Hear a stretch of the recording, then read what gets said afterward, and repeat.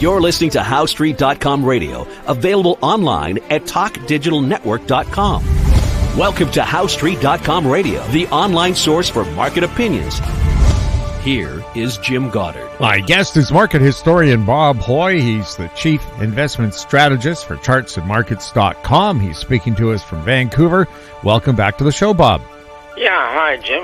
For months now, when we've started our show off, I've commented on the weather being pleasant, but it is 9 of those Celsius degree things, gray, drizzly, and somewhat foggy. It is not very nice out there, but we're not going to let it bother us, Jim, are we? Well, of course it's raining because it's a long weekend, Victoria Day on Monday.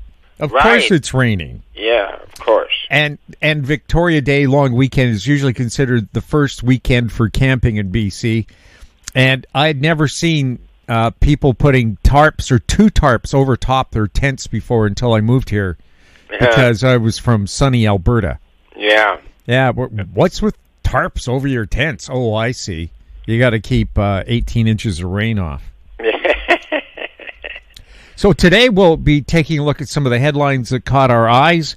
The first one that caught mine this morning on Bloomberg Business TV, China is now Canada's biggest importer of our crude oil. Yeah, that's a good point. I think it's a good point. May even have to increase the capacity of pipeline and ports on this side to get them to China, I guess. Plus, later this year, next month perhaps, we'll start shipping LNG to Asia. Yeah, this was a good one because about 3 years ago, 2 officials from Germany came to Canada specifically to meet with to let Trudeau know that they wanted to buy liquid natural gas from Canada. And Trudeau dismissed them and said, no, it's the climate is more important. He said, we'll send you hydrogen.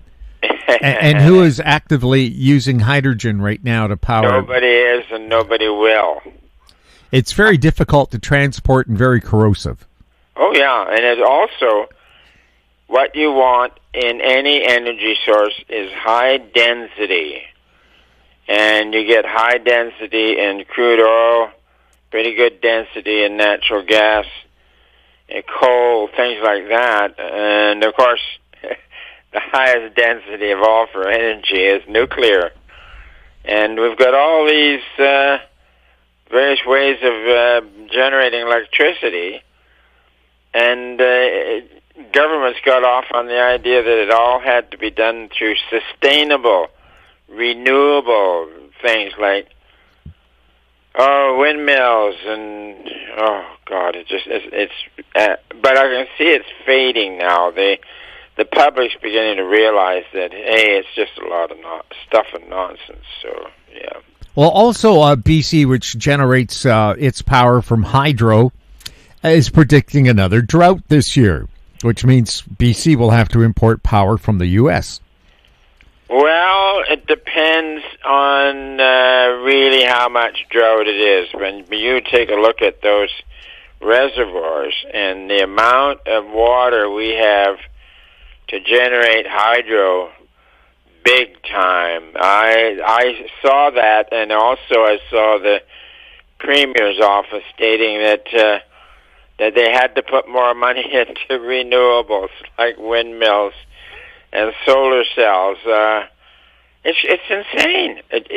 We've got endless amounts of energy in a high-density form, which is one, hydroelectric. We got coal, we got natural gas, but even then, the NDP government in Victoria is calling for renewables. It's ridiculous. Yeah, and no sign that they're tipping their hat towards developing. Well, there's now what they call boutique reactors, the size of a phone booth that could, power enough for a suburb. Yeah. And the risk of radioactive leaks very low because it's such a small facility. Yeah, no, you've got these small modular units. You can build them fairly close to where the electricity is needed. And the advancement in technology on these have been terrific, and I think they'll keep going, but you have to break the tide of this renewables, and windmills and solar cells. Forget about it. Well, in a discussion with some energy experts, they said one of the problems in British Columbia is the title of the power company, BC Hydro. They can't get their head out of using other sources of energy besides hydro from dams, and really ignored in BC a company called Blue Energy, where they use tidal power, barges that can generate enough power from barges for 3,000 to 5,000 homes. Just park one on a river. You have a constant flow of water. Nothing's dammed up. It doesn't harm fish or anything. I'll let them finance and live off of it, but I don't want to have anything to do with tidal water things. It's anyways. But I think the public is beginning to understand that the whole bit about renewables is a scam, and the whole bit about having and also Prime Minister Carney, Prime Minister of Canada, he really is a radical communist on these ideas. He just ramming them down everybody's throat, and he doesn't want to have pipelines, he doesn't want to have this and that. So there's going to be a tough few years with this new prime minister or new premier, and I don't know how it's not going to be pretty. Now, taking a look at some other headlines from Zero Hedge, despite mainstream panic, U.S. consumer price inflation tumbles to lowest in over 4 years. Yep, the rate of consumer price inflation has been coming down, which is a good thing. The NASDAQ has jumped 20% in the last 24 days. Is that too fast? That was in the headline. Too fast? Question mark? Yeah, no, quite amazing some of these moves are, yeah.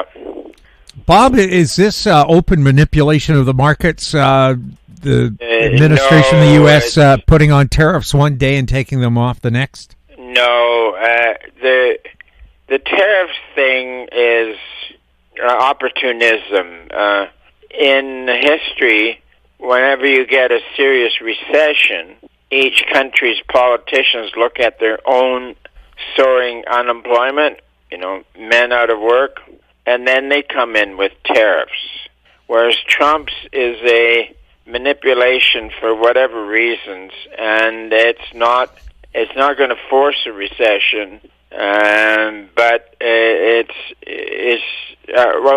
one thing about the positive side on Trump's tariffs is that ages ago, like before the income tax period, governments lived off of the things they taxed.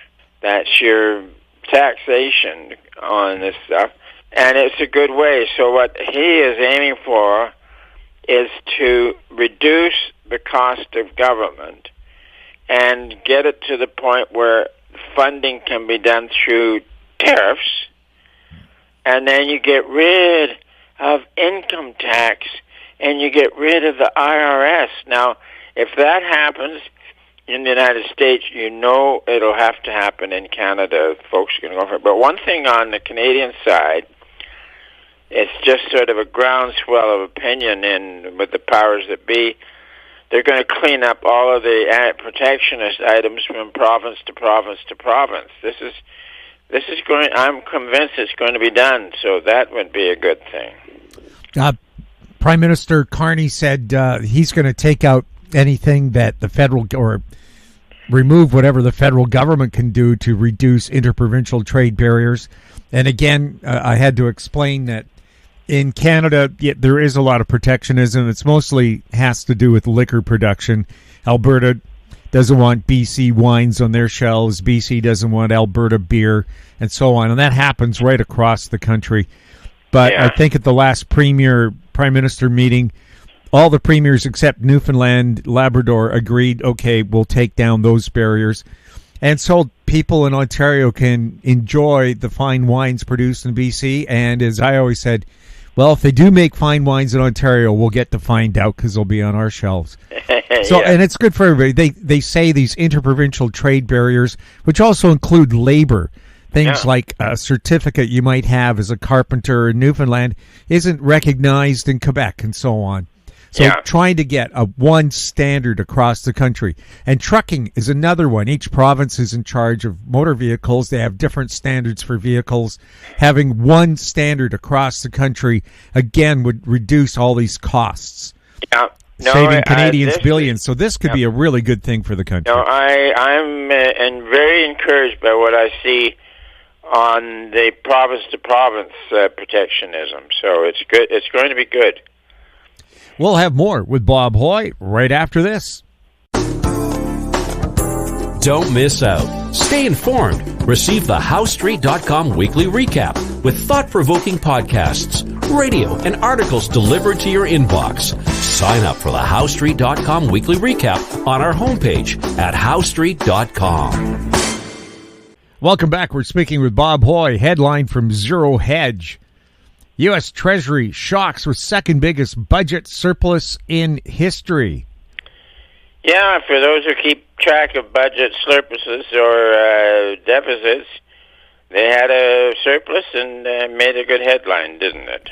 Wow. So how did they get the second biggest budget surplus in history? Just happened, Jim. From Zero Hedge, hedge funds capitulate with second biggest short covering panic on record during Monday's melt up. Yeah. Man, some of these day-to-day moves have been unbelievably powerful, and you've been on the wrong side, and then you got short covering. Whoa, it's been incredible in volatility. Oh, so a lot of them shorted, meaning when the market went up, they were caught. Yeah, and then you got to cover. Yeah. Wow. Mm-hmm. And you know about the clerks. What's that? Well, Bob, you've said in the past the brokerage clerks, when it comes to when shorts happen and you don't have the money, they start rubbing their hands in glee because they can really dig in. Oh, yeah, yeah. Now, from Bloomberg, Japan's 30-year bond yield climbs to its highest in almost 25 years. Yeah, long rates in Japan have had a tremendous increase. That, as I said, in almost 25 years. So that's one hell of a headline, actually. Yeah, well, Japan has been the home of negative and zero interest rates ever since their economy collapsed back in the late 80s. Oh, yeah. No, it's been amazing, yeah. Is that something they have to do to have their economy grow? No, in the case of Japan, it was exceptional, and it just happened, and that's that. From Reuters, analysis, investors cheer U.S.-China truce in the tariff war, but they are still cautious until they see a final deal. Yeah, it just shows that there are tariff truces underway, and at some point there could be good news in that department. And from Reuters, the Fed to stay patient amid cooling trade war and inflation. They didn't raise rates or lower rates the last time they met last week. Yeah, now this one I really like to talk about, Jim, because even, top New York people really consider that the Fed can run things. And in the early 1900s, the big guys decided they wanted to have the Federal Reserve System because as a lender of last resort, they would prevent recessions. And how they prevent recessions is that a financial crisis, a credit crisis, always precedes a recession. So the thinking then was that with the Fed as lender of last resort, there would be no credit crisis, and therefore, Jim, no recessions.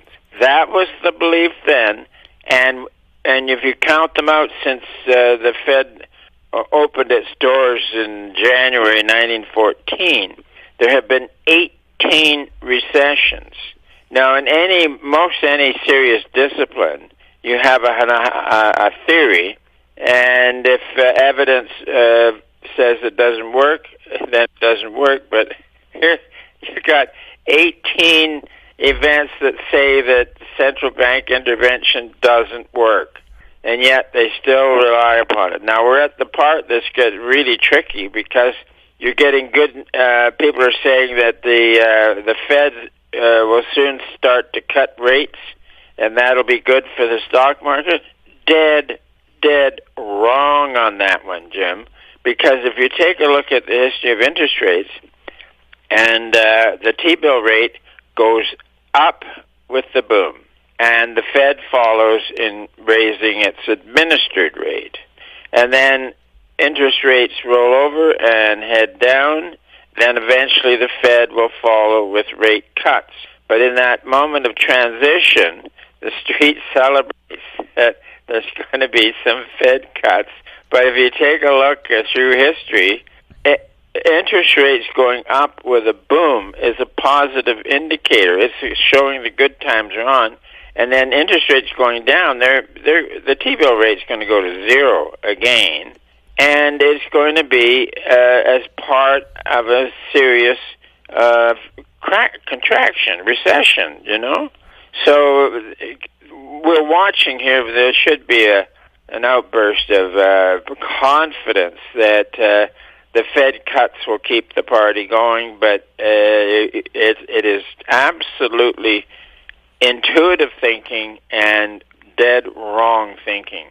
Interest rates go down in a bust, and that's what you need to know. And they go up in the boom, and you need to know that one too. Also, the history of income tax in Canada. Income tax was introduced during the First World War to help pay for the war effort, and it only applied to the top 5% of earners. Yeah. So I guess, Bob, we're still paying for the First World War. Yep. Once they got into it, they're never going to give it up. But I can see it's part of Trump's ploy is get rid of income tax and get rid of the IRS, and it happens in the States. It'll happen in Canada. Bob, always fun chatting with you. Yeah, Jim, we had a good time today, despite the gloomy weather out there. We call it liquid sunshine in Vancouver. Okay. You comfort yourself with that one. It's fine by me. My guest has been market historian Bob Hoye. He's the chief investment strategist for chartsandmarkets.com. He was speaking to us from rainy Vancouver today. If you have any questions for Bob or for any of our guests, you can send them to info@housestreet.com. Our YouTube channel is Talk Digital Network. Find us on X @HoweStreet. We're also on Facebook. I'm Jim Goddard. Thank you for listening. Comments made on HoweStreet.com radio are an expression of opinion only and should not be construed in any matter whatsoever as recommendations to buy or sell any financial instrument at any time. Available online at TalkDigitalNetwork.com. HoweStreet.com radio is a production of Howe Street Media Incorporated.